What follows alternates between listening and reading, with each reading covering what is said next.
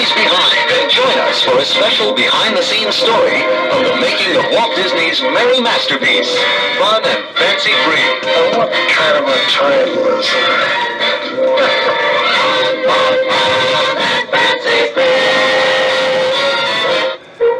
Walt Disney's 1947 feature, Fun and Fancy Free, is composed of multiple segments, a format called a package feature. The two stories, Mickey and the Beanstalk and Bongo, were originally developed as full-length feature films. Here's the behind-the-scenes story of how they were paired up to create a fun and fancy-free feature. Walt had been building and building and building on his success.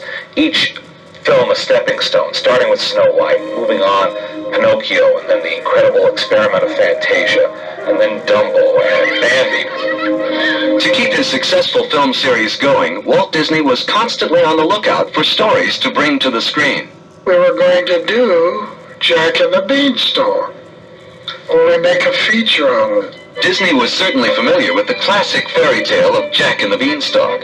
He had used the well-known story as the basis for a 1922 silent cartoon produced by his Laugh-O-Gram Film Company in Kansas City. Unfortunately, no prints of this film are known to exist. In 1933, he revisited the tale in Giantland, a short with Mickey Mouse assuming the role of Jack.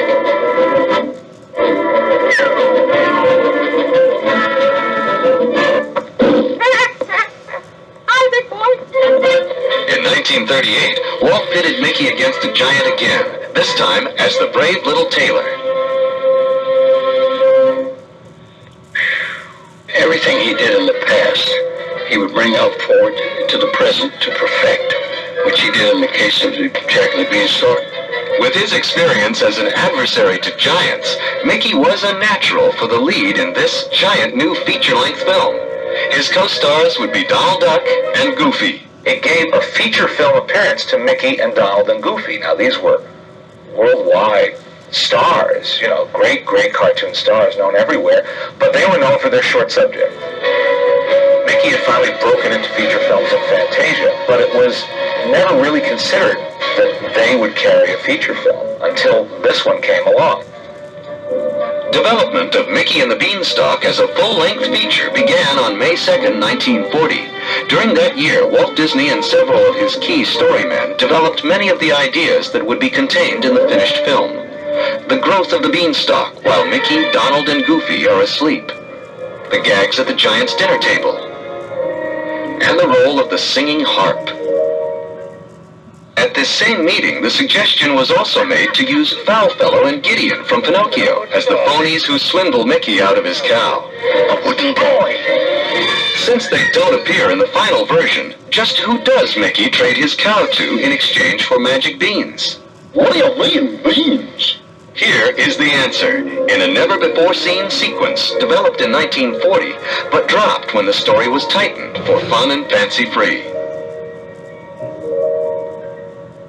Forward, please. Your Majesty. What errand brings you here? Well, Your Honor, Your Majesty, it's about this cow. For me? Oh, thank you, sir. How very generous of you. Well, Oh, but my good man, I couldn't think of taking your cow. Such generosity must not go unrewarded. Let me see. Oh, yes, here, a family heirloom, one of the last. But really, what's in it? Beans. Beans? Yes, magic beans. It has a beautiful legend. Let me read the legend to you. Faithful subject, good and kind, if fame and fortune thou wouldst find, O mystic spirit of ancient queens, plant with care these magic beans. Archival evidence of the early development of the feature version of Mickey and the Beanstalk ends in the summer of 1941. At the same time, work on Bongo was begun. The story was written in 1930 for Cosmopolitan magazine by novelist Sinclair Lewis. Bongo was an unusually light-hearted story to come from Lewis, who was the first American to win the Nobel Prize for Literature. What happened was that Walt suggested Bongo, and we read it, and we felt that wasn't quite suitable to us. And we wrote world, refusing to make it and work on it. And of course, to our everlasting disgrace, it turned out to be a very cute picture.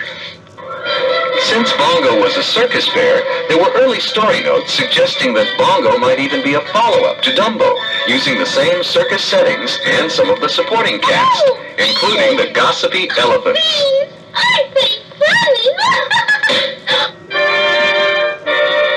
Early story sketches show a character design for Bongo that differs radically from the final one.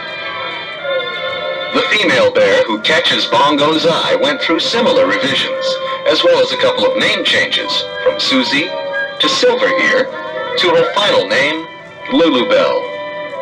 Bongo's nemesis, Lumpjaw, was always a big hulking brute, but in some early designs he wore street clothes.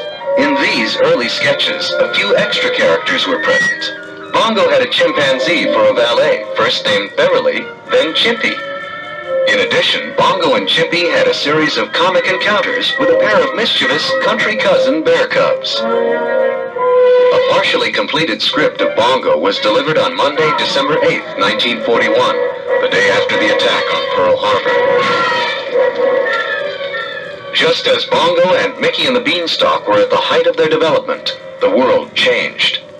And then along came World War II, which did several things. First, it cut off the European market, which was a big source of income for the studio.